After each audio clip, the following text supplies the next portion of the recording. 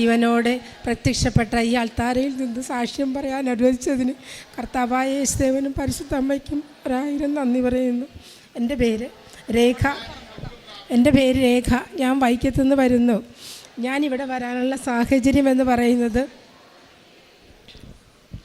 2021 October മാസം 10-ാം തീയതിയാണ്. 2021 October മാസം 10-ാം തീയതിയാണ് ഞാനും എൻ്റെ അനിയത്തിയും ഇവിടെ വന്ന് ഉടമ്പടി എടുത്തത്. അതിനുള്ള സാഹചര്യം എന്ന് പറയുന്നത്, എൻ്റെ അനിയത്തിക്ക് പെട്ടെന്ന് അവളുടെ കക്ഷത്തിൽ ബ്രസ്റ്റിലൊരു മുഴയുണ്ടായി. ആ മുഴ പരിശോധിച്ചപ്പോൾ അതൊരു ക്യാൻസറാണെന്ന് മനസ്സിലായി. ആ ഒരു സാഹചര്യത്തിലാണ് ഞാൻ ഈ കൃപാസന മാതാവിൻ്റെ അടുത്ത് എത്തിയത്. അത് വരാനുള്ള കാര്യം, ഞാൻ 5 വർഷങ്ങൾക്ക് മുമ്പ് കൃപാസനത്തിൽ വന്നിരുന്നു. അന്ന് വന്നിട്ട് പോകുമ്പോൾ എനിക്ക് ഉടമ്പടി എന്താണെന്നൊന്നും അറിയില്ല. പക്ഷേ എങ്കിലും ഞാൻ ഇവിടെ വന്ന് പ്രാർത്ഥിച്ച് പോകാൻ നേരം ഞാൻ അമ്മ മാതാവിൻ്റെ ഒരു ഫോട്ടോ വാങ്ങിച്ചുകൊണ്ട് പോയി. ആ ഫോട്ടോ ഞാൻ എൻ്റെ വീട്ടിൽ കൊണ്ടുപോയി വയ്ക്കുകയും, പക്ഷേ എനിക്ക് ഇവിടുത്തെ പ്രാർത്ഥനകളും കാര്യങ്ങളും ഒന്നും എനിക്കറിയില്ല. ഞാൻ ജസ്റ്റ് ഒന്ന് തൊഴുത് പ്രാർത്ഥിക്കും, അത്ര മാത്രമേ ഉണ്ടായിരുന്നുള്ളൂ. പക്ഷേ 2021 ഓഗസ്റ്റ് മാസം എൻ്റെ അനിയത്തിക്ക് ബ്രസ്റ്റിൽ മുഴയുണ്ടായപ്പോൾ ഞാൻ അന്ന് വൈക്കത്ത് ഹോസ്പിറ്റലിൽ നിൽക്കുക. അവിടെ വെച്ചാണ് ഞാൻ അറിഞ്ഞത് അനിയത്തിക്ക് അത് ക്യാൻസറാണെന്ന്. ഞാൻ വീട്ടിൽ ഭയങ്കര വിഷമത്തോടുകൂടി വീട്ടിൽ ഓടി വന്ന് ഞാൻ എൻ്റെ മുറിയിൽ കയറിയപ്പോൾ എൻ്റെ ടേബിളിലിരുന്ന മാതാവിൻ്റെ ഫോട്ടോയിൽ ഞാൻ പെട്ടെന്നങ്ങ് നോക്കി. അന്നേരം എൻ്റെ ചെവിയിൽ ആരോ പറയുന്ന പോലെ തോന്നി, നീ കൃപാസനത്തിൽ പോകണമെന്ന്. അപ്പം ഞാൻ നോക്കിയപ്പോൾ സമയം 12:30 കഴിഞ്ഞു, ഉച്ച നേരം. ആ ഉച്ച സമയത്ത് ഞാൻ അമ്മയോട് പറയുമ്പോൾ ഞാൻ കൃപാസനത്തിൽ പോകുക, അനിയത്തിക്ക് ഇങ്ങനെ അസുഖമാണെന്ന് പറഞ്ഞ്, ക്യാൻസർ എന്നൊക്കെ പറയുമ്പോൾ നമ്മൾ ആകെ പേടിച്ചു പോയില്ല. നമുക്ക് ആദ്യമായിട്ട് നമ്മളുടെ കൂടപ്പിറപ്പിന് വരുമ്പോഴുണ്ടാകുന്ന ഒരവസ്ഥ അപ്പോഴെനിക്കത് ഫീൽ ചെയ്ത് ഞാൻ ആ ഉച്ച നേരത്ത് ഓടി അവിടെ നിന്ന് ഞാൻ വൈക്കത്ത് വന്ന് ബസ് കയറി ഇവിടെ എത്തി. ഇവിടെ വന്നപ്പോൾ അറിയുന്നത് കണ്ടെയ്ൻമെൻറ്റ് സോണാണ്, പള്ളിയുടെ വാതിൽ ഗേറ്റ് അടച്ചിട്ടേക്കണ്. എനിക്ക് ഒരുപാട് വിഷമായി. ഞാൻ അമ്മ മാതാവിൻ്റെ ആ ഗേറ്റിൽ നിന്നുകൊണ്ട് പൊട്ടിക്കരഞ്ഞുകൊണ്ട് പറഞ്ഞു, അമ്മേ, ഈ നട്ടുച്ച നേരത്ത് ഞാൻ നിന്നെ കാണാൻ ഇവിടെ വന്നപ്പോൾ എനിക്ക് അമ്മയെ ഒന്ന് കാണാൻ പോലും പറ്റിയില്ലല്ലോ അമ്മയെ എന്ന് ഞാൻ ചോദിച്ചു. എൻ്റെ അനിയത്തി ഹോസ്പിറ്റലിൽ ഇരിക്കുക, അവൾക്ക് വേണ്ടിയാണ് ഞാനിവിടെ ഓടിയെത്തി അമ്മയെന്ന് പറഞ്ഞു. അപ്പോൾ കുറച്ച് സമയം കഴിഞ്ഞപ്പോൾ സെക്യൂരിറ്റി വന്ന് ഫോൺ നമ്പർ തന്ന്. ഞാൻ ആ ഫോൺ നമ്പറിൽ നോക്കി വിളിച്ച് പറഞ്ഞു എൻ്റെ അനിയത്തിയെക്കുറിച്ച്, അവളുടെ പ്രാർത്ഥന സഹായം പറഞ്ഞു.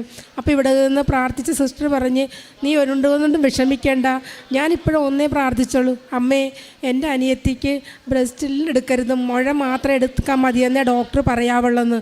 അപ്പോൾ അനിയത്തി ഹോസ്പിറ്റലിൽ, ഒരു പ്രൈവറ്റ് ഹോസ്പിറ്റലിൽ OPയിലിരിക്കുക. ഉച്ചയ്ക്ക് ഒരു 1:30 മണിയോളം ഞാനിവിടെ നിന്ന് പ്രാർത്ഥിച്ച്. അതിന് ശേഷം ഞാൻ അനിയത്തി വിളിച്ചപ്പോൾ അനിയത്തി പറഞ്ഞു, മുഴ മാത്രം എടുത്താൽ മതി എന്നാണ് ഡോക്ടർ പറഞ്ഞതെന്ന്. അപ്പം ഞാൻ അമ്മയ്ക്ക് ഒരുപാട് നന്ദി പറഞ്ഞുകൊണ്ട് ഞാൻ ഇവിടുന്ന് പോയി. അതിന് ശേഷം ഞാൻ അനിയത്തിയുമായിട്ട് ഇവിടെ വന്ന് ഉടമ്പടി എടുത്തതിന് ശേഷമുള്ള കാര്യം അനിയത്തി പറയും. അതിന് ശേഷം ഞാൻ എനിക്ക് കിട്ടിയ അനുഭവങ്ങൾ പറയും. അമ്മ മാതാവിനും തിരുകുമാരനും കോടാനുകൂടി നന്ദി പറയുന്നു. എൻ്റെ പേര് മഞ്ജു. ഞാൻ മരടിൽ നിന്ന് വരുന്നു. 2021 സെപ്റ്റംബറിൽ എൻ്റെ ഇടത് ബ്രസ്റ്റിൽ ഒരു മുഴ കണ്ടു. അത് ക്യാൻസറിൻ്റേതാണെന്ന് സ്ഥിരീകരിച്ചു.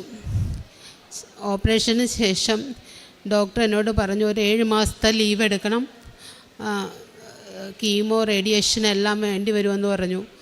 അപ്പോൾ ഞാൻ ഡോക്ടറിൻ്റെ മുന്നിൽ നിന്ന് കരഞ്ഞു. ഞാനൊരു നേഴ്സാണ്, എനിക്ക് ജോലി എടുക്കാതെ എൻ്റെ സാമ്പത്തിക ബുദ്ധിമുട്ടുകൾ എന്ത് ചെയ്യും, സർജറിക്കും കീമോയ്ക്കൊക്കെ വേണ്ട സാമ്പത്തികത്തിന് ഞാൻ എന്ത് ചെയ്യുമെന്ന് ഓർത്ത് ഞാൻ ഡോക്ടറിൻ്റെ മുന്നിൽ നിന്ന് കരഞ്ഞു. ഡോക്ടർ പറഞ്ഞു, ക്യാൻസറിൻ്റെ ട്രീറ്റ്മെൻറ്റിൽ ഒരു കോംപ്രമൈസ് ഇല്ല, ഇത് ചെയ്തേ മതിയാകൂ എന്ന് പറഞ്ഞു. അങ്ങനെ എൻ്റെ സർജറിക്ക് ശേഷം ഞാൻ 2021 ഒക്ടോബറിൽ ഇവിടെ വന്ന് ഉടമ്പടി എടുത്തു. എൻ്റെ ചേച്ചിയാണ് എന്നെ കൊണ്ടുവന്നത്. ഉടമ്പടി എടുത്തു. ഇവിടെ അമ്മ മാതാവിൻ്റെ മുന്നിൽ ഞാൻ കരഞ്ഞ് പ്രാർത്ഥിച്ചു, അമ്മ മാതാവേ, 7 മാസം ഞാൻ വീട്ടിൽ ഇരുന്നാൽ ഞാൻ എന്ത് ചെയ്യും? എൻ്റെ കുഞ്ഞിനെ പഠിപ്പിക്കണം, ഹസ്ബൻഡ് ഒരു കൂലിപ്പണിക്കാരനാണ്, ഞാൻ എന്താണ് ചെയ്യേണ്ടതെന്ന് ഇവിടെ കരഞ്ഞു ചോദിച്ചു. ഇവിടെ ഉടമ്പടി എടുത്തു. ഞാൻ പുറത്തേക്ക് ഇറങ്ങിയ സമയത്ത് ഞാനൊരു പ്രൈവറ്റ് ഹോസ്പിറ്റലിലെ നേഴ്സാണ്. എൻ്റെ ഫോണിലേക്ക് എൻ്റെ HODയും എൻ്റെ നേഴ്സിംഗ് സൂപ്രണ്ടും ഒരുപാട് പ്രാവശ്യം വിളിച്ചിട്ടുണ്ട്.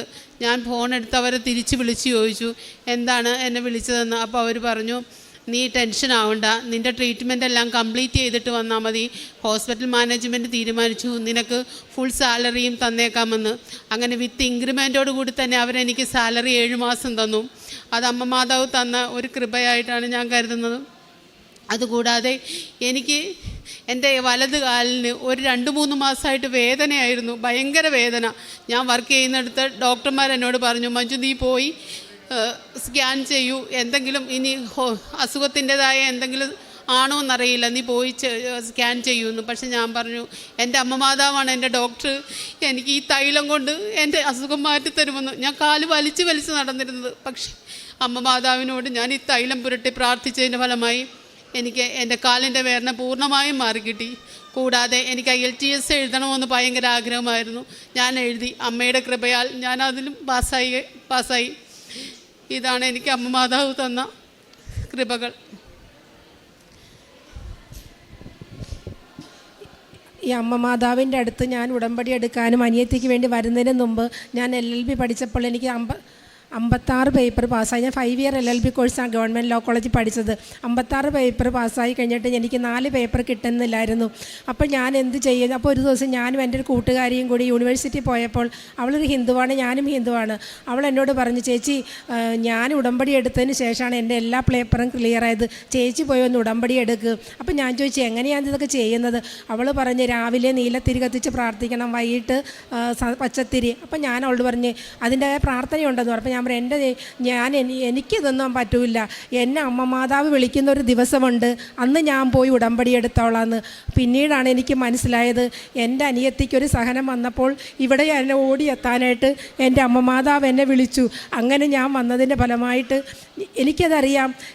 എൻ്റെ അനിയത്തിക്ക് ഇങ്ങനെ ഒരു അസുഖം വരാനുള്ള കാര്യം എൻ്റെ വീട്ടിലുണ്ടായിരുന്ന ഈ കൃപാസന മാതാവിന് ഞാനൊരു പ്രാധാന്യം കൊടുത്തില്ല, എനിക്കൊന്നും അറിയില്ലായിരുന്നു. പക്ഷേ എൻ്റെ ഒരു അനിയത്തിക്ക് അസുഖം വന്നപ്പോൾ ഞാനിവിടെ ഓടിയെത്തിയതിൻ്റെ ഫലമായിട്ട് എനിക്ക് കിട്ടിയ അനുഗ്രഹങ്ങൾ ഫലമായി എൻ്റെ നാട്ടിൽ ആകെ തൊട്ടടുത്ത് 2 പേര് മാത്രമേ ഉടമ്പടി എടുത്തിട്ടായിരുന്നു. ഇപ്പം അനേകം പേര് ഉടമ്പടി എടുത്തു. അനിയത്തിയുടെ ഹോസ്പിറ്റലിലാകട്ടെ, എൻ്റെ വീടിനടുത്താകട്ടെ, ഒത്തിരി ആൾക്കാർ ഉടമ്പടി വന്ന് ഇവിടെ എടുത്തു. അപ്പോൾ എനിക്ക് മനസ്സിലായി, എൻ്റെ അനിയത്തിക്ക് ഒരു അസുഖം വന്നത് അമ്മ മാതാവിനെ ഞങ്ങളെ കൊണ്ടൊരു നിയോഗം ഉണ്ടായിരുന്നു. അമ്മ മാതാവിനെയും കർത്താവിനെയും കുറിച്ച് മറ്റുള്ളവരെ അറിയിച്ചു കൊടുക്കാൻ വേണ്ടി എൻ്റെ അനിയത്തിക്ക് ഒരു അസുഖം വന്ന് അത് ഞാനിവിടെ വരികയും ഇങ്ങനെയൊക്കെ ഞങ്ങൾക്ക് നടത്തി തന്ന അമ്മ മാതാവാണ്. ഈ 4 പേപ്പർ കിട്ടാനുണ്ടായിരുന്നപ്പോൾ ഞാൻ അമ്മയോട് പറഞ്ഞു, അമ്മേ ഈ 4 പേപ്പറും കൂടി പാസ്സായാലല്ലേ എനിക്കിപ്പോൾ ഒരു അഡ്വക്കേറ്റ് ആകാൻ പറ്റുള്ളൂ, അതിന് അമ്മ തന്നെ ചെയ്തു തരണം. വീട്ടിലെ ജോലിയും കാര്യങ്ങളൊന്നും നമുക്ക് പഠിത്തമൊന്നും അത്ര നടക്കില്ല. എങ്കിലും ഞാൻ ഫീസ് അടച്ച് പരീക്ഷ എഴുതാൻ പോയി. പരീക്ഷ എഴുതാതിരുന്നപ്പം ആദ്യത്തെ ദിവസം എക്സാം എഴുതി. അപ്പോൾ ഞാൻ പറഞ്ഞു, അമ്മേ എല്ലാവരും എക്സാം എഴുതാൻ വരുമ്പോൾ അച്ഛനെ കണ്ട് അനുഗ്രഹം വാങ്ങിക്കും, ഇവിടെ വന്ന് ഹോൾ ടിക്കറ്റ് കാണിക്കും, എനിക്കും ഒന്നും അങ്ങനെ ചെയ്യാൻ പറ്റണേ അമ്മേ. അപ്പോൾ ഞാൻ എക്സാമിന് പോയി. ആദ്യത്തെ ദിവസം എക്സാം എഴുതി, പിന്നെ പിറ്റേന്നില്ല, 3ാമത്തെ ദിവസമുള്ളൂ. അപ്പോൾ പിറ്റേന്ന് ദിവസം പേപ്പറെ കണ്ടേ ഗവൺമെൻറ് ലോ കോളേജിലെ എല്ലാ എക്സാമുകളും മാറ്റി അടുത്ത മാസത്തെ. അപ്പോൾ ഞാൻ പറഞ്ഞു, അമ്മ മാതാവ് എനിക്കിവിടെ വരാൻ വേണ്ടി തന്നൊരു അനുഗ്രഹം. ഞാനിവിടെ ഓടി വന്ന് അച്ഛനെ കണ്ട് അനുഗ്രഹം വാങ്ങിച്ച് അച്ഛൻ എനിക്ക് ഹോൾ ടിക്കറ്റ് പ്രാർത്ഥിച്ച് തന്ന് ഒരു ഉടമ്പടി ലോക്കറ്റും തന്ന്, ഒരു ലോക്കറ്റും തന്ന്, ഉടമ്പടി ലോക്കറ്റും അച്ഛൻ തന്ന ലോക്കറ്റുമായിട്ട് ഞാൻ എക്സാം ഹാളിൽ കയറി. ക്വസ്റ്റ്യൻ പേപ്പർ കണ്ടപ്പോൾ ഭയങ്കര ടഫ്, IPSCയുടെ പരീക്ഷ, എനിക്കൊന്നും അറിയാൻ പറ്റില്ല. ഞാൻ അപ്പോൾ അമ്മ ഈ ഉടമ്പടി ലോക്കറ്റ് എടുത്ത് വെച്ച് വിശ്വാസ പ്രമാണം ചൊല്ലിയിട്ട് ഞാൻ ചോദിച്ചു, അമ്മേ എനിക്കൊന്നും അറിയാൻ പറ്റുന്നില്ല. അമ്മയുടെ ഉടമ്പടി ലോക്കറ്റ് കൈ പിടിച്ചുകൊണ്ടാണ് ഞാൻ യൂണിവേഴ്സിറ്റി ചെന്ന് എക്സാമിന് സാങ്ഷനൊക്കെ വാങ്ങിച്ചത്. അപ്പോൾ എന്താ അമ്മ ഇങ്ങനെ? എല്ലാവരും പറയല്ലേ പഠിച്ചാലേ ജയിക്കുള്ളൂ, നീ ഉടമ്പടി എടുത്തിട്ടൊന്നും കാര്യമില്ലെന്ന്. പക്ഷേ എൻ്റെ ഉള്ളിലൊരു വിശ്വാസമുണ്ട്, എൻ്റെ അമ്മ മാതാവ് എന്നെ കൈപിടിച്ചുയർത്തുമെന്ന്.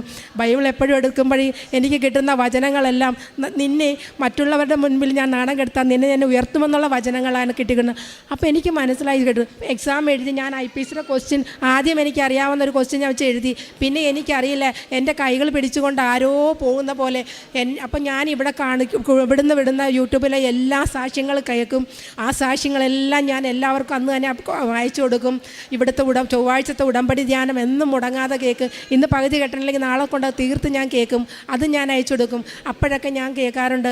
ആൾക്കാരെല്ലാവരും പറയും, പിള്ളേർ IELTS OET കമ്പ്യൂട്ടർ എഞ്ചിനീയർ എല്ലാ പിള്ളേരും പറയും എക്സാമിന് അമ്മ വന്ന് സഹായിച്ചത്. അപ്പോൾ എനിക്ക് മനസ്സിലായി, എൻ്റെ കൈകൾ പിടിച്ചുകൊണ്ട് പോണതാരോ എൻ്റെ അമ്മ. ഞാൻ നോക്കിയപ്പോൾ 54 പേജ് ഞാൻ എഴുതി തീർത്ത് ഒരു വെട്ടും തിരുത്തലില്ലാതെ മനോഹരമായ ഹാൻഡ് റൈറ്റിംഗ് IPC ഒന്നും വെറുതെ അറിയാൻ മേല ഞാൻ എഴുതിയ എന്താ അല്ലെങ്കിൽ 3 പരീക്ഷ എഴുതി പാസ്സായി. ഞാൻ പരീക്ഷ എഴുതി ഹോൾ ടിക്കറ്റ് കൊണ്ട് അമ്മ മാതാവിൻ്റെ നട വെച്ചിട്ട് ഞാൻ പറഞ്ഞു, അമ്മേ എൻ്റെ യോഗ്യതയിലില്ല, അച്ഛൻ പറയുമ്പോൾ നിൻ്റെ കൃപയിൽ മാത്രമേ ഞാൻ പാസ്സാകുള്ളൂ, അതുകൊണ്ട് എനിക്ക് വെറും 150 മാർക്ക് മതി കേട്ടോ ഈ പേപ്പർ പാസ്സാകാനെന്ന്.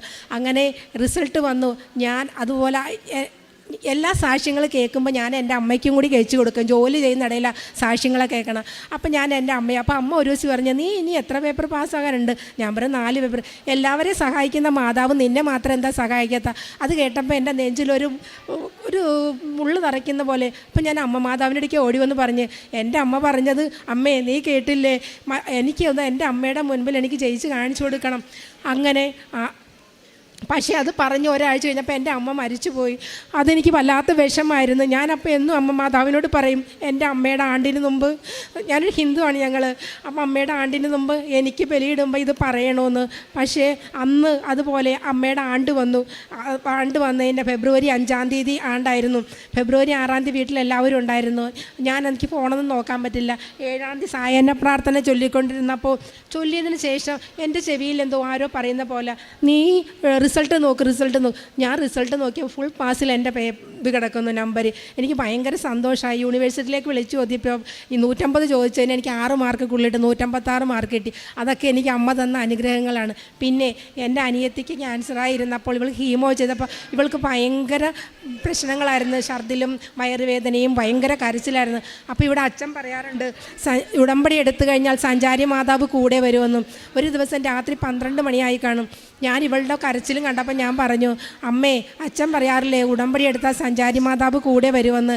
എൻ്റെ അനിയത്തി ഇത്രയ്ക്ക് കഷ്ടപ്പെട്ടിട്ട് വേദന കൊണ്ട് പൊഴിഞ്ഞിട്ട് എൻ്റെ വീട്ടിലൊന്നും വന്നില്ലല്ലോ എന്നും. കുറച്ച് കഴിഞ്ഞപ്പോൾ പിന്നെ റൂമിലെ എയർ ഹോളിലൂടെ ഒരു മിന്നാമിനിങ്ങിൻ്റെ പ്രകാശം എൻ്റെ വീടിൻ്റെ അകത്തേക്ക് കയറുമെന്ന്. മിന്നാമിനിങ് ആണല്ലോ എന്ന് ഓർത്ത് ഞാൻ ഇങ്ങനെ ബെഡ്ഷീറ്റ് കൊണ്ട് മുഖം അടച്ചു കെട്ടി കിടന്ന് പെട്ടെന്ന് വിൻഡോയിൽ ആരോ ടക്ക് ടക്കെന്ന് അടിക്കുന്ന ശബ്ദം കേട്ട് ഞാൻ ഓർത്തത് ആരെ വിൻഡോയിൽ അടിക്കണം. ഞാൻ കണ്ണു തുറന്ന് നോക്കിയപ്പം റൂമിൻ്റെ ബെർത്തിൽ ഭയങ്കരമായൊരു പ്രകാശം. ഒരു മിന്നാമിനിങ് കത്തി നിന്നാൽ അത്രയും ഒരു പ്രകാശം വരില്ല. എനിക്കപ്പം മനസ്സിലായി ഇതൊരു ഞാനിവിടെ സാക്ഷ്യത്തിൽ കേൾക്കാറുണ്ട് പ്രകാശമായിട്ടൊക്കെ അമ്മമാതാവ് വരുമെന്ന്. അപ്പോൾ എൻ്റെ മനസ്സിലാരോ പറയുന്നത് അമ്മമാതാവാ.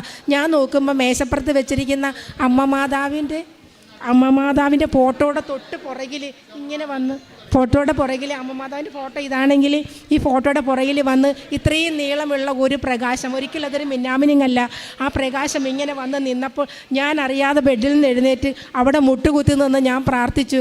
എനിക്ക് ആരെയും വിളിക്കാനൊന്നും തോന്നിയില്ല. പെട്ടെന്ന് ഞാൻ ലൈറ്റ് ഓണാക്കി ഓഫാക്കുകയും ചെയ്തു. പിന്നെ ആ പ്രകാശമേ കണ്ടില്ല. ഓടി ഞാൻ വരുമ്പോൾ ഇവൾ കരഞ്ഞണ്ടിരിക്കുക, കിടക്കാൻ പറ്റുന്നില്ല, കീമോ ചെയ്തതിൻ്റെ വിഷമം. ഞാൻ വന്ന് തൈലം തൊട്ട് പ്രാർത്ഥിച്ച് അമ്മമാതാവിനോട് പറഞ്ഞു, അമ്മമാതാവേ ഇവൾ സുഖമായിട്ട് ഉറങ്ങണേ, നേരം വെളുത്ത് കഴിഞ്ഞ് എഴുന്നേക്കാവുള്ളെന്ന്. അങ്ങനെ അതുപോലെ തന്നെ സംഭവിച്ചു. അങ്ങനെ ഇത്രയൊക്കെ അനുഗ്രഹങ്ങൾ തന്ന പിന്നെ പ്രാർത്ഥന, നേർച്ച വസ്തുക്കളുടെ ഉപയോഗം. എൻ്റെ മോളുടെ കൈയുടെ വലത് കയ്യിൽ ഒരു മുഴയുണ്ടായിരുന്നു. ഞാനത് വൈക്കത്തെ ഹോസ്പിറ്റലിലെ ഓർത്തോ ഡോക്ടറെ കൊണ്ടേ കാണിച്ചു. ഡോക്ടർ പറഞ്ഞ് ഇവിടെ അഡ്മിറ്റ് ആകണം, കീറിക്കളയണം. എനിക്കത് കേട്ടപ്പോൾ പേടിയായിപ്പോയി. ഞാൻ വീട്ടിൽ വന്നപ്പോൾ എല്ലാവരും എന്നോട് പറഞ്ഞു, നീ മോളെ ശ്രദ്ധിച്ചില്ലെന്ന്. തൃപ്പൂണിത്തുറ ഹോസ്പിറ്റലിൽ കൊണ്ടേ കാണിച്ചപ്പോൾ ഡോക്ടറും പറഞ്ഞ് കീറിക്കളയണമെന്ന്. എന്നിട്ട് ആ ഡോക്ടർ എന്ന് മരുന്നപ്പോൾ ആ മുഴ അങ്ങ് താന്നുപോയി. അതിനുശേഷം വീണ്ടും ആ മുഴ പൊങ്ങി വന്നു. അപ്പോഴും ഞാൻ ഡോക്ടറടിക്ക് പോകാൻ വീട്ടിൽ പറഞ്ഞപ്പോൾ ഞാൻ പറഞ്ഞു, ഇല്ല, എൻ്റെ ഡോക്ടർ എൻ്റെ അമ്മയാണ്, അമ്മയുടെ ഈ തൈലം ഞാൻ തൊട്ട് കഴിഞ്ഞ് 3-ാമത്തെ ദിവസം ഈ മുഴ താന്നു പോകുമെന്ന് ഞാൻ പറഞ്ഞു. അതുപോലെ അമ്മമാതാവിൻ്റെ തൈലം തൊട്ട് പ്രാർത്ഥിച്ചപ്പോൾ ആ മുഴ താന്നുപോയി. എൻ്റെ മോളുടെ കയ്യിൽ പിന്നീട് ഒന്നും വന്നിട്ടില്ല. പിന്നെ പത്രം ഞാൻ ആദ്യമൊക്കെ ഞങ്ങളുടെ അടുത്തുള്ളവരൊന്നും ഉടമ്പടി എടുത്തിട്ടില്ലായിരുന്നു. ആദ്യമൊക്കെ ഞാൻ അവർക്കാണ് കൊടുത്തിരുന്നത്. പിന്നീട് ഞാൻ സർക്കാർ ആശുപത്രി വൈക്കത്ത് കൊണ്ടുപോയി. ഞാൻ പോകാൻ നേരത്തെ അമ്മയോട് പറയും, അമ്മേ പത്രം കൊടുക്കാൻ പോകുക, അമ്മ എൻ്റെ കൂടെ വരണം കേട്ടോ എന്ന് പറയും. അങ്ങനെ ഞാൻ പത്രവും കൊണ്ട് ഗവൺമെൻറ് ഹോസ്പിറ്റലിൽ പോയി എല്ലാവർക്കും ഞാൻ പത്രം കൊടുക്കും. അപ്പോൾ ചിലപ്പോൾ ദിവസം തൈലവും കൊണ്ടുപോകും. എന്നിട്ട് തൊട്ട് പ്രാർത്ഥിച്ച് എനിക്ക് കിട്ടിയ അനുഭവങ്ങൾ മറ്റുള്ളവരോട് പറഞ്ഞുകൊണ്ട് ഞാൻ ആ പത്രങ്ങളെല്ലാം മിനിറ്റുകൾക്കുള്ളിൽ കൊടുത്തിട്ട് തിരിച്ചു പോരാറുണ്ടായിരുന്നുള്ളൂ. അതിനുശേഷം ഉപ്പ് എൻ്റെ ചേട്ടൻ്റെ വീട്ടിലെ റംബുട്ടാൻ മരത്തെ നിറയെ കാട്ടുകടന്നൽ കൂടി നിന്ന് ഇതിനെ കളയാൻ ഒരു നിവർത്തിയില്ല. അപ്പം ചേച്ചി ഉടമ്പടി എടുത്തതാണ്. ഞാൻ ചേച്ചീനോട് പറഞ്ഞു, ചേച്ചി അച്ഛൻ പറയാറുണ്ട് നിങ്ങളുടെ വീട്ടിൽ എന്തെങ്കിലും പ്രാണികളുടെ ശല്യമോ പാമ്പിൻ്റെ ശല്യമൊക്കെ വരുമ്പോൾ ഈ ഉപ്പിട്ട് പ്രാർത്ഥിച്ച് വിശ്വാസപ്രമാണം ചൊല്ലിയാൽ മതിയല്ലോ എന്ന് ഞാൻ ചേച്ചിയോട് പറഞ്ഞപ്പോൾ ചേച്ചി അതൊരു ചിരിച്ച്. പിന്നെ ചേച്ചി 3 ദിവസം അടുപ്പിച്ച് ആ റംബുട്ടാൻ്റെ ചുറ്റിനും ഉപ്പിട്ട് വിശ്വാസപ്രമാണം ചൊല്ലി. അത് കഴിഞ്ഞ് ഞാൻ അവിടെ പോയ പാലെടുത്തുകൊണ്ട് വരണം, ചേട്ടൻ അവിടെ കൊണ്ട് പാൽ വെക്കും. ആ പാലെടുക്കാൻ ചെന്നപ്പോൾ ഞാനൊരു ദിവസം എൻ്റെ വീട്ടിൽ നിന്ന് ഉപ്പെടുത്ത് കൊണ്ടുപോയി ഞാൻ എടുത്തിട്ട് പ്രാർത്ഥിച്ച്. 2-3 ദിവസം കഴിഞ്ഞപ്പോൾ ഞാൻ എൻ്റെ മനസ്സിൽ തോന്നി, പെട്ടെന്ന് എൻ്റെ മനസ്സിലേക്ക് ഒരു സ്ട്രൈക്ക് ചെയ്ത് അവിടുത്തെ വീട്ടിലെ റംബുട്ടാൻ മരത്തിലെ തേനീച്ച ഈ കടന്നലിനെ കുറിച്ച്. ഞാൻ അവിടെ ചെന്ന് നോക്കി. അന്നേരം ഞാനിങ്ങനെ പറഞ്ഞു, ആൾക്കാർ ഞങ്ങളെ കളിയാക്കിയില്ലേ ഉപ്പൊക്കെ ഇട്ടിട്ട് പ്രാർത്ഥിച്ചിട്ടൊന്നും കടന്നൽ പോയില്ലെന്ന്. അപ്പോൾ ചേച്ചി കുറച്ച് നേരം കഴിഞ്ഞ് ഞാൻ വീട്ടിൽ വന്നാൽ വിളിച്ച് പറയേ ആ റംബുട്ടാൻ മരത്തേൽ കടന്നലുകളൊന്നുമില്ലെന്ന്. അതൊരു സാക്ഷ്യം. പിന്നെ എൻ്റെ വീടിൻ്റെ ടെറസിൻ്റെ മുകളിൽ നിറയെ തെങ്ങയിൽ നിന്ന് ഈ ചൊറിയം പുഴു വന്ന് വീണ് അതിൻ്റെ കാഷ്ടങ്ങൾ നിറച്ച് കിടക്കുമായിരുന്നു. അപ്പം ഞാൻ എന്ത് ചെയ്ത്, അച്ഛൻ ഇത് പോയത് കടന്നൽ പോയെങ്കിൽ ചൊറിയം പുഴുവിന് പോകുമല്ലോ. ഞാൻ എന്ത് ചെയ്യുന്ന തെങ്ങിൻ്റെ ചോട്ടിൽ ഈ ഉപ്പിട്ട് ഞാൻ പ്രാർത്ഥിച്ച് 3 ദിവസം കഴിഞ്ഞ് ഇന്ന് വരെ എൻ്റെ ടെറസിൻ്റെ മുകളിൽ ചൊറിയമ്പുഴിൻ്റെ കാഷ്ടമില്ല, തെങ്ങിലുമില്ല. പിന്നെ ഇത്രയൊക്കെയാണ് അനുഗ്രഹങ്ങൾ തന്ന എൻ്റെ അമ്മ മാതാവിനും കർത്താവിനും ഒരു 100,000 നന്ദി പറഞ്ഞുകൊണ്ട് ഞങ്ങളുടെ സാക്ഷ്യങ്ങൾ നിർത്തുന്നു. കരങ്ങളടിച്ച് നമുക്ക് ദൈവത്തിൻ്റെ നാമം മഹത്വപ്പെടുത്താം. വൈക്കത്തുനിന്ന് ഈ സഹോദരങ്ങൾ പറഞ്ഞ സാക്ഷ്യം വ്യക്തമാണ്. ഈ സഹോദരി വൈക്കത്തുനിന്നും സ്വന്തം ഒരു കാര്യം കൂടെ പറയട്ടെ. ഇനി ഞങ്ങൾക്ക് ഇവിടെ വരാൻ പറ്റുന്ന കാലത്തോളം ഞങ്ങൾ ഈ മണ്ണിൽ വരികയും വിശ്വസിക്കാൻ പറ്റുന്ന കാലത്തോളം ഞങ്ങൾ എൻ്റെ അമ്മ ജീവനുള്ള കാലത്തോളം ഞങ്ങൾ അമ്മ മാതാവിലും കർത്താവിൽ വിശ്വസിക്കുകയും ചെയ്യും. പിന്നെ എന്നും ഞാൻ ഈ രാവിലെ അച്ഛൻ്റെ ഇത് പ്രാർത്ഥന കേൾക്കുകയും സാക്ഷ്യങ്ങളെല്ലാം കേൾക്കുകയും ചെയ്യും. അതുകൂടാതെ വചനങ്ങൾ, എനിക്കറിയാവുന്ന വചനങ്ങളെല്ലാം ഞാൻ എന്നും ചൊല്ലിക്കൊണ്ടേ ഞാൻ നടക്കുന്ന വഴിയിലും ജോലി ചെയ്യുന്ന വഴിയിലും എല്ലാം വിശ്വാസപ്രമാണവും വചനങ്ങളും എല്ലാം ചൊല്ലും. അതൊക്കെ അമ്മ മാതാവ് തന്ന ഒരു കൃപയായിട്ട് ഞാൻ കാണുന്നു. ഈ സഹോദരിയുടെ ഹസ്ബൻഡാണ് ആദ്യമായിട്ട് രേഖ, അഡ്വക്കേറ്റ് രേഖേനെ ഈ കൃപാസനത്തിലോട്ട് കൂട്ടിക്കൊണ്ടുവരുന്നത്. അന്ന് ഹസ്ബൻഡ് ഈ സഹോദരിയോട് പറഞ്ഞത് മാതാവ് പ്രത്യക്ഷപ്പെട്ട സ്ഥലമാണ് എന്ന് പറഞ്ഞു. അന്ന് മരിയൻ ഉടമ്പടി ഇവിടെ ഉണ്ടായിരുന്നു, പക്ഷേ ഉടമ്പടി ഒന്നും അന്ന് എടുത്തില്ലായിരുന്നു. പക്ഷേ ദൈവമാതാവിൻ്റെ ഒരു രൂപം വാങ്ങിച്ചുകൊണ്ട് അവർ പോയി. അങ്ങനെ ഇരിക്കുകയാണ്. കൂടെ നിൽക്കുന്നത് അനിയത്തിയാണ്, മരടിൽ നിന്ന് വന്ന സഹോദരി മഞ്ജുമോൾ എന്നാണ് പേര്. അപ്പോൾ സഹോദരിക്ക് ബ്രസ്റ്റ് ക്യാൻസറാണ്, 2nd സ്റ്റേജ് അല്ലേ, 2nd സ്റ്റേജ് ഡയഗ്നോസ് ചെയ്യുന്നത്. ഡോക്ടറെ കണ്ട് എല്ലാം കൺഫേം ചെയ്തതിന് ശേഷം മാസ്റ്റക്ടമി, അതായത് ബ്രസ്റ്റ് റിമൂവ് ചെയ്യണമെന്നാണ് പറഞ്ഞത്. അപ്പോൾ അങ്ങനെ ഒരു വിഷമസന്ധിയിലാണ് ഈ അഡ്വക്കേറ്റ് രേഖ വീട്ടിൽ നിന്ന് പ്രാർത്ഥിക്കുമ്പോഴാണ് ദൈവമാതാവിൻ്റെ കൃപാസനത്തിൽ പ്രത്യക്ഷയായ പരിശുദ്ധ ദൈവമാതാവിൻ്റെ രൂപം അന്ന് 5 കൊല്ലം മുമ്പ് വാങ്ങിച്ചതിലോട്ട് പെട്ടെന്ന് നോക്കുകയും ദൈവമാതാവ് തന്നെ കൃപാസനത്തിൽ പോകണം എന്ന ഒരു ചിന്ത ഈ മകൾക്ക് കൊടുക്കുകയും ചെയ്തു. അങ്ങനെയാണ് കൃപാസനത്തിലൂടെ കടന്നു വന്ന മരിയൻ ഉടമ്പടി എടുത്ത് പ്രാർത്ഥിക്കുന്നത്. പക്ഷേ അത് അവരുടെ ജീവിതത്തിൽ ഒരു വഴിത്തിരിവായിരുന്നു. കാരണം ഈ സഹോദരി തന്നെ 2012 ഇപ്പോൾ 49 വയസ്സുണ്ട്. 2012 LLBയുടെ കോഴ്സെല്ലാം എറണാകുളം ലോ കോളേജിൽ നിന്ന് പൂർത്തീകരിച്ചിരുന്നു. പക്ഷേ 4 പേപ്പർ ക്ലിയർ ചെയ്യാനുണ്ടായിരുന്നു. അപ്പോൾ അത് ടഫായതുകൊണ്ട് അത് അങ്ങനെ ഇട്ടിരിക്കുകയായിരുന്നു. അപ്പോൾ കൂടെയുള്ള അവിടെ നിന്ന് പോയി ഇതേപോലെ പെൻഡിങ് ഉള്ള ഒരു മകൾ അല്ലേ, പെൻഡിങ് ഉണ്ടായിരുന്ന ഒരു കൂട്ടുകാരി പറഞ്ഞായിരുന്നു, ഞാൻ കൃപാസന, അതും ഒരു ഹിന്ദു ആയിട്ടുള്ള ഒരു കുഞ്ഞായിരുന്നു. അപ്പോൾ ആ കുഞ്ഞ് ഈ സഹോദരിയോട് പറഞ്ഞു, ഞാൻ അവിടെ പോയിട്ടാണ് എൻ്റെ ഇങ്ങനെയുള്ള പെൻഡിങ് പേപ്പേഴ്സൊക്കെ ക്ലിയർ ആക്കി എന്ന് പറഞ്ഞു. അപ്പോൾ ഇതും ഈ സഹോദരിക്ക് അതൊരു പ്രചോദനമായി. അങ്ങനെ കൃപാസനത്തിലോട് കടന്നു വന്ന് മരിയൻ ഉടമ്പടി എടുത്ത അനിയത്തിയുടെ വിഷയവും ഒപ്പം തന്നെ ഈ വിഷയം വെച്ചു. അത്ഭുതകരമായിട്ട് ആ 4 പേപ്പേഴ്സും, അതായത് IPC എന്ന് പറയും, ഇന്ത്യൻ പീനൽ കോഡ് എക്സാം അടക്കമുള്ള ടഫായിട്ടുള്ള 4 പേപ്പേഴ്സ് ഉണ്ടായിരുന്നു LLBയുടെ. അത് 4ഉം എൻ്റെ കഴിവുകൊണ്ടല്ല, കർത്താവിൻ്റെ കൃപ പ്രവർത്തിച്ചു. കാരണം 49 വയസ്സുണ്ട്. അപ്പോൾ തീർച്ചയായിട്ടും ഇത്രയേറെ വർഷങ്ങൾ പഠിച്ചു കഴിഞ്ഞതാണ്. പക്ഷേ അന്ന് നമുക്കറിയാം മരിയൻ ഉടമ്പടിയുടെ വലിയൊരു പ്രത്യേകത എന്ന് പറയുന്നത് ദൈവമാതാവിൻ്റെ വലിയ സാന്നിധ്യം നമ്മുടെ കൂടെ വരും. അപ്പോൾ നമ്മുടെ മെറിറ്റിനപ്പുറത്ത് കർത്താവിൻ്റെ കൃപ പ്രവർത്തിച്ചത്. അതൊപ്പം തന്നെ ബഹുമാനപ്പെട്ട VP ജോസഫ് അച്ഛനെ ഈ LLBയുടെ 4 പേപ്പർ പെൻഡിങ് തീർക്കാനുണ്ടായിരുന്നത്, അത് എക്സാമിന് മുമ്പ് ഹോൾ ടിക്കറ്റ് വെഞ്ചരിച്ച് ബഹുമാനപ്പെട്ട VP ജോസഫ് അച്ഛൻ കൊടുത്തുവിട്ട ചെറിയ കാശുരൂപം, അത് ഉടമ്പടി കാശുരൂപത്തിൻ്റെ ഒപ്പം കൊണ്ടുപോയാണ് പ്രാർത്ഥിച്ചത്. അപ്പോൾ ദൈവമാതാവ് ആ എക്സാമിനുടനീളം സഹോദരിയെ ഗൈഡ് ചെയ്തു എന്ന് പറഞ്ഞു. എക്സാം റിസൾട്ട് വന്നപ്പോൾ ആ വേണ്ട മാർക്ക് കിട്ടി, പാസ്സായി. ഒപ്പം തന്നെ ഈ സഹോദരിയുടെ വിഷയം എന്ന് പറയുമ്പോൾ ബ്രസ്റ്റ് ക്യാൻസറിൻ്റെ വിഷയം പറഞ്ഞു. അപ്പോൾ ആ സഹോദരി തന്നെ നമ്മളോട് പറഞ്ഞു, എൻ്റെ ഹസ്ബൻഡ് കൂലിപ്പണിക്കാരനാണ്, ഈ മാസ്റ്റക്ടമിയൊക്കെ ചെയ്ത് റെസ്റ്റ് എല്ലാം എടുത്ത് ചെയ്യുമ്പോൾ 6-7 മാസം പോകും. അപ്പോൾ കുടുംബത്തിൽ ഒരു വരുമാന മാർഗം ഇല്ല. അപ്പം എങ്ങനെ മുമ്പോട്ട് പോകുമെന്നുള്ള വിഷമത്തോടു കൂടിയിട്ടാണ് ആ സഹോദരിയും പിന്നീട് വന്ന് കൃപാസനത്തിൽ തീർത്ഥാടക ഉടമ്പടി എടുത്തു. പക്ഷേ ദൈവമാതാവ് വലിയ അത്ഭുതം ചെയ്തു. ആ മുഴ മാത്രം എടുത്ത് മാറ്റിയാൽ മതിയെന്ന് ഡോക്ടർ പറയുക മാത്രമല്ല, പിന്നീടുള്ള എല്ലാ ടെസ്റ്റിലും ക്യാൻസറിൻ്റെ എല്ലാ ടെസ്റ്റുകളും നെഗറ്റീവായി നമ്മുടെ മുമ്പിൽ നിൽക്കുന്നുണ്ട്. പൂർണ്ണ ആരോഗ്യവതിയായിട്ടാണ്. പ്രൊഫഷണൽ നേഴ്സായതുകൊണ്ട് തന്നെ അവർക്കറിയാം എന്തൊക്കെ കാര്യങ്ങളാണ് ഇതുമായിട്ട് ബന്ധപ്പെട്ട് ഉണ്ടാവുന്നത്. അപ്പോൾ ഇപ്പോൾ യാതൊരു ആരോഗ്യ പ്രശ്നങ്ങളുമില്ലാതെ പൂർണ്ണ ആരോഗ്യവതിയായിട്ടാണ് ഇരിക്കുന്നത്. അതുമാത്രമല്ല, പരിശുദ്ധ ദൈവമാതാവിൻ്റെ വലിയ സാന്നിധ്യം ഈ സർജറി കഴിഞ്ഞ സമയത്തൊക്കെ പെയിൻ ഉണ്ടായ സമയത്ത് എല്ലാം ഒരു പ്രകാശമായി അനുഭവിക്കാൻ പറ്റി എന്നും പറഞ്ഞു. കാര്യം കൂടി എനിക്ക് പറയാനുണ്ട്. ഈ 4 പേപ്പറിൽ 3 പേപ്പർ ഞാൻ എഴുതിയുള്ളൂ. 4ാമത്തെ ഒരു പേപ്പർ എന്ന് പറഞ്ഞാൽ ഇൻ്റർപ്രിട്ടേഷൻ സ്റ്റാറ്റ്യൂട്ട് 10ാം സെമസ്റ്ററിൻ്റെ പരീക്ഷയായിരുന്നു. അപ്പോൾ എനിക്ക് 4 എണ്ണം, അപ്പോൾ ഈ ഒരു പേപ്പർ എനിക്ക് അത് തോറ്റിരിക്കുമല്ലേ, അപ്പോൾ അതിന് എക്സാം ഇല്ല. ഞാൻ നോക്കിയപ്പോൾ എനിക്ക് 5 മാർക്കിനെ ഞാൻ തോറ്റുപോയത്. അപ്പോൾ ഞാൻ അമ്മമാതാവിനോട് ചോദിച്ചു, അത് കഴിഞ്ഞില്ല, അമ്മമാതാവിനോട് ഞാനിങ്ങനെ ചോദിച്ചു, അമ്മേ 59 പേപ്പർ ഞാൻ പാസ്സായി, ഒരു പേപ്പറിൽ എനിക്കുള്ളത്, അതിനെനിക്കൊരു വഴി കാണിച്ച് ഞാൻ എന്ത് ചെയ്യുമെന്ന് ചോദിച്ചു. അപ്പോൾ ഞങ്ങളുടെ സമയം കഴിഞ്ഞ എക്സാമിന് ഞങ്ങളുടെ 3 ചാൻസ് കഴിഞ്ഞ്, ഇനിയില്ല, കുറേ പിള്ളേർ പുറത്ത് സ്പെഷ്യൽ മേഴ്സിക്ക് കാത്തു നിൽക്കുക. അപ്പം ഞാൻ ഈ 59 പേപ്പർ പാസ്സായ ഞാൻ ഒരു പേപ്പർ എനിക്ക് കിട്ടില്ല. അപ്പം ഞാൻ എന്ത് ചെയ്യുമെന്നറിയാൻ വേണ്ടി എൻ്റെ മാർക്ക് ലിസ്റ്റിൻ്റെ ഫയലെടുത്ത് നോക്കിയപ്പം അമ്മയെ വിളിച്ചുകൊണ്ട് ഞാൻ അങ്ങനെ നോക്കിയപ്പോൾ എനിക്ക് കിട്ടിയത് തന്നെ 45 മാർക്ക് കിട്ടിയ സ്റ്റാറ്റ്യൂട്ടിൻ്റെ ഒരു പേപ്പർ മാർക്ക് ലിസ്റ്റ്. ഞാൻ അന്തിച്ചു പോയി, ഒരിക്കലും ഞാനത് കണ്ടിട്ടില്ല. അപ്പോൾ ഇപ്പോഴും എൻ്റെ വിശ്വാസം എനിക്ക് എൻ്റെ അമ്മ മാതാവിനോട് പറഞ്ഞപ്പോൾ കൊണ്ടുവന്ന് തന്നായിരിക്കും. അപ്പം ഞാൻ അമ്മയോട് പറയാറുണ്ടായിരുന്നു, അമ്മേ ഞാൻ ഇനി എക്സാം എഴുതില്ല, എനിക്ക് എഴുതാനുള്ള വഴിയില്ല, പക്ഷേ എൻ്റെ ഈ മാർക്ക് ലിസ്റ്റ് നീ എനിക്ക് മോഡിഫൈ ചെയ്ത് തരണം, എന്നെ ഇതിൽ തന്നെ എനിക്ക് മോഡറേഷൻ തന്നെ എന്നെ ജയിപ്പിച്ച് തരണമെന്ന്. അപ്പം ഞാൻ അന്ന് തന്നെ യൂണിവേഴ്സിറ്റിയിലേക്ക് വിളിച്ചപ്പോൾ അവരെന്നോട് വരാൻ പറഞ്ഞു. അവിടെ ചെന്ന് കഴിഞ്ഞപ്പോൾ പറഞ്ഞു, സെക്ഷനിലേക്ക് വിട്ടാൽ പറഞ്ഞു അന്നത്തെ മാർക്ക് ലിസ്റ്റിന് മോഡറേഷൻ തരാൻ പറ്റില്ല. അപ്പം ഈ കാശ് രൂപം കൈ പിടിച്ച് ഏത് നേരം വിശ്വാസ പ്രമാണം ചൊല്ലും, ഞാനൊരു ഹിന്ദു ആണെങ്കിൽ. അപ്പം ഞാൻ അമ്മയോട് പറഞ്ഞു, അമ്മേ ഞാൻ ഈ കാശ് രൂപം പിടിച്ച് നിൻ്റെ അടുത്ത് നിന്ന് ഇവിടെ വന്ന് വിശ്വാസ പ്രമാണം ചൊല്ലിട്ട് ഇവരൊരു സൊല്യൂഷൻ എനിക്ക് പറഞ്ഞു തന്നില്ലല്ലോ. അപ്പോൾ അമ്മ എന്നോട് പറയുക, നീ VCDക്കിലേക്ക് പോ, VCയുടെ ഓഫീസിലേക്ക് പോ. ആ VCയുടെ ഓഫീസിൽ ചെന്നു. അവിടെ ചെന്ന് ഞാൻ ബിയുടെ PA കണ്ടപ്പോൾ പറഞ്ഞു, ഒന്നും നടക്കില്ല, അന്നത്തെ മോഡറേഷൻ നിനക്ക് കിട്ടില്ലെന്ന് പറഞ്ഞു. അപ്പോൾ ഞാൻ പറഞ്ഞു, സാറേ എല്ലാ പേപ്പറും പാസ്സായി, ഒരു പേപ്പറല്ലേ ഉള്ളൂ, ഞാൻ എനിക്കൊരു മോഡറേഷൻ താ, ഒരു സൊല്യൂഷനില്ല. അപ്പോൾ ഒരു സൊല്യൂഷൻ പറ സാറേ. അപ്പോൾ സാറ് പറഞ്ഞു, നീ റീഡു ചെയ്യ് നിൻ്റെ ഇൻറ്റേർണൽ മാർക്ക് എന്ന് പറയും. അപ്പം ഞാൻ എൻ്റെ ഇൻറ്റേർണൽ റീഡ് ചെയ്യാൻ കൊടുത്തു. അങ്ങനെ ഇൻറ്റേർണൽ റീഡ് ചെയ്ത് ആ പേപ്പറും പാസ്സായി. ഇതെല്ലാം എനിക്ക് നടക്കി തന്നത് എൻ്റെ അമ്മ മാതാവും കർത്താവായ യേശുദേവനുമാണെന്ന് ഞാൻ പറയുന്നത്. ഞാൻ പറഞ്ഞ പോലെ തന്നെ അമ്മ എനിക്ക് ചെയ്തു തന്നത്. അതിനാണ് എനിക്ക് ഒരുപാട് എന്നും ഞാൻ എൻ്റെ അമ്മ മാതാവിനും കർത്താവിനും കടപ്പെട്ടിരിക്കും, എൻ്റെ ജീവനുള്ള കാലത്തോളം അത്രയും തന്നെ. ഒരിക്കൽ കൂടി കരങ്ങളടിച്ച് നമുക്ക്